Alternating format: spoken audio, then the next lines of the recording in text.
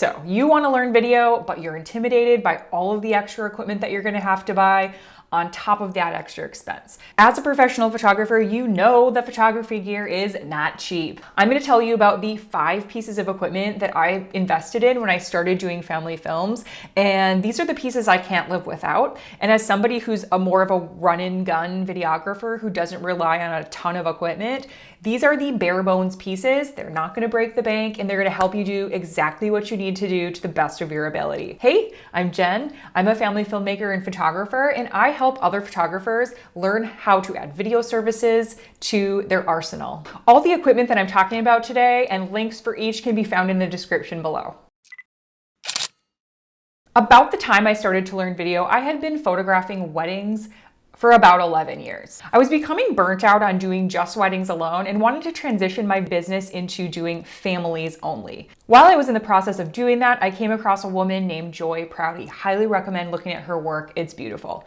But she does these things called family films. I had never in my life thought about doing video for weddings. It just seemed like too much. But the concept of doing them for families totally was intriguing to me. Thus, my passion for family films was born. But in order to start adding these services to my client offerings, I had to practice first and learn how to actually do video. So when I tell you you can get started with nothing, here's what I will tell you about my gear when I first started. I had no audio setup. I literally had a Nikon D750 DSLR camera and a strap. My DSLR camera didn't even have autofocus. So I had to manually learn how to focus for video, and I got pretty good at it. But I will tell you that the new mirrorless cameras and the autofocus technology is a lifesaver, and it's a lot easier on your eyes. To say that you need that equipment right away when you're just learning, you don't. You absolutely don't. You can do it with the gear and the equipment that you already own. So let's talk about the piece of equipment that I already owned as a photographer that when I transitioned into video helped me stabilize my footage. That would be a good quality strap. I highly recommend Peak Design straps, and this is the Peak Design slide. And I love these because of the anchor system. It is so easy to attach and take off the strap as quickly and easily as you need. And on top of that, when you're ready to adjust the strap, you just have these clasps where you undo the clasp, you move it to where you want it, and you shut the clasp. That's it. Strap adjusted. So when I'm using a good quality camera strap, I'm going to wear it as a sling around my body, and then I can have my elbows against my sides, pull the strap so that it's taut, and that's going to help me get stabilized footage. It's going to help me hold the camera still so that when my viewers are viewing these videos after post-production, it's not going to be unsteady and shaky and all over the place. That is what you do not want. If you want to learn more about how to use your strap to stabilize your footage, I have an entire video on that. Be sure to check it out. So let's move on to the gear that I needed to actually purchase in order to start doing more quality video. The first thing was to invest in good quality audio equipment. Anyone who's worked in video knows that audio can make or break your film. If you plan to use any sort of audio in your video, whether it be just the ambient audio happening within a scene, or maybe it's audio of an interview, somebody looking at a camera, quality audio that is clear and crisp is going to hold your viewers' attention a lot more than when there is extra background noise or when you can barely hear your subject talking or what's going on.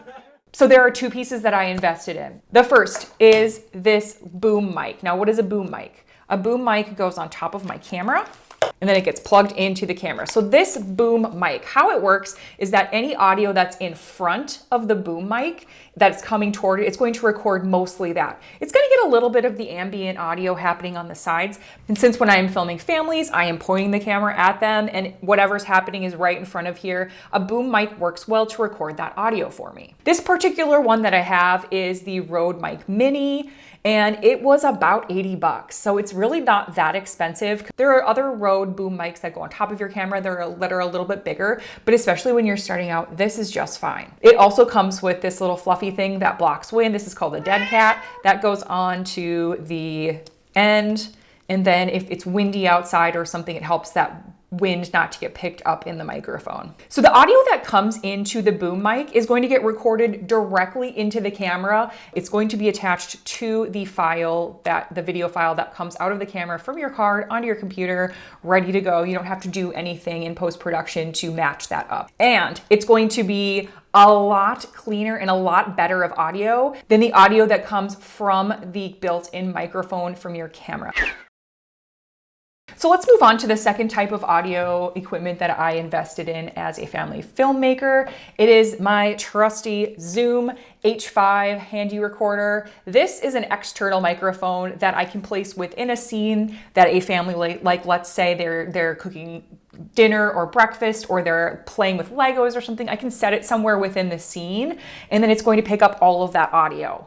And the reason that I like to have an external piece of microphone similar to this somewhere within the scene is because as I'm filming, I'm constantly turning on and off the camera, moving positions, getting above and below and off to the side. And sometimes the audio from the boom mic is not going to pick up exactly what I want it to, on top of the fact that once I shut the camera off, the audio stops. So this is a constant way that I can be picking up any conversation, any ambient noise, any family sounds that I definitely want to be including in my film for that family, that I don't have to worry about it connecting to the camera and for the camera to have to be on for it to be recording sound. This has a memory card in it. So you're going to take that memory card and load it onto your computer. And then you're going to have to, in post-production, take that audio file and synchronize it with the video file. Most post-production softwares, I use Adobe Premiere Pro as well as DaVinci Resolve. They both have a function where you can just highlight them and hit a button and it'll automatically synchronize the audio for you. So you're not having to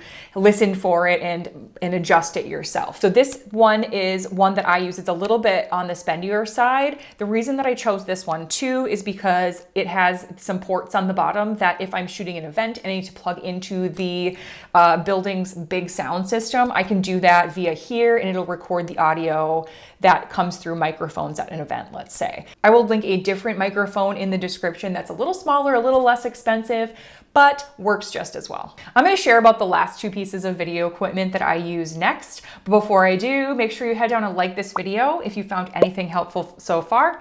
And be sure in the comments to tell me if you plan on trying video anytime soon.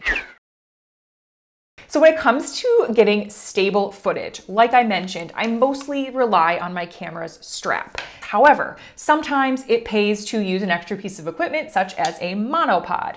A monopod is just how it sounds. Think a tripod, 3 legs, holds your camera still. This is a monopod, 1 leg, holds your camera still. These come with little teeny tiny feet like this to help keep things flat against the ground, but it's easy for me to adjust the height of this quickly. It has a plate on top that goes on the bottom of my camera. My camera can easily come on and off of this monopod.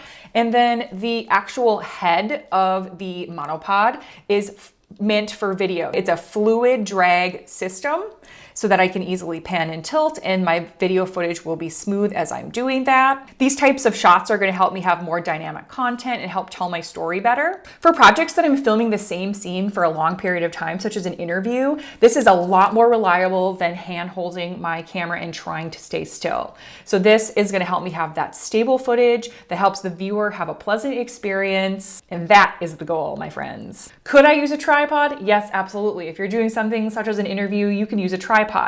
But this is a little bit more mobile. So if you want to be here and filming and then you want to move over here and film, it's really easy to pick it up and move it or move across the room to a different location, set it down and still get that stable footage easier than it would be to pack up your tripod and move it. It's a little more clunky with the tripod. Monopod is your best friend.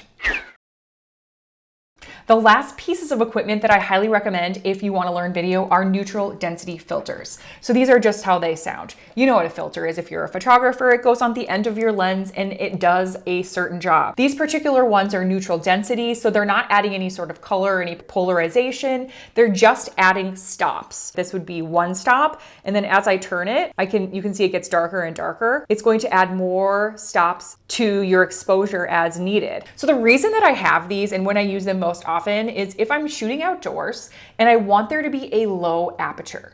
When you get a little bit more into video, you'll learn that you usually have to film with a lower shutter speed. And what that means, if I have low shutter speed and I have a lower number aperture, like a wider open aperture that gives me that shallow, dreamy depth of field, is a lot of light is coming into your sensor. Even if you lower your ISO all the way down, sometimes it can still be overexposed, like on a bright sunny day. And I can't just crank up my shutter speed to help that out. That will mess with my video, with the quality of my video. So what I'm going to have to do is put one of these filters on so that I can add stops and keep my shallow depth of field, my wide open aperture that I want to keep. If I didn't have these, I'd probably have to bump up that aperture to get my exposure correct, and that's not the look I'm going for. You can also buy them with just a set number of stops, so like you can buy one that just has 2 stops of exposure, but I like the variable so that I can adjust it as needed. They come in different sizes for the different sizes of your lens. Highly recommend these little guys if you plan on doing a lot of filming outdoors. There you go. Those are the 5 pieces of equipment that I would invest in if I were just starting in filmmaking. If you're interested in learning more about filmmaking and family filmmaking specifically,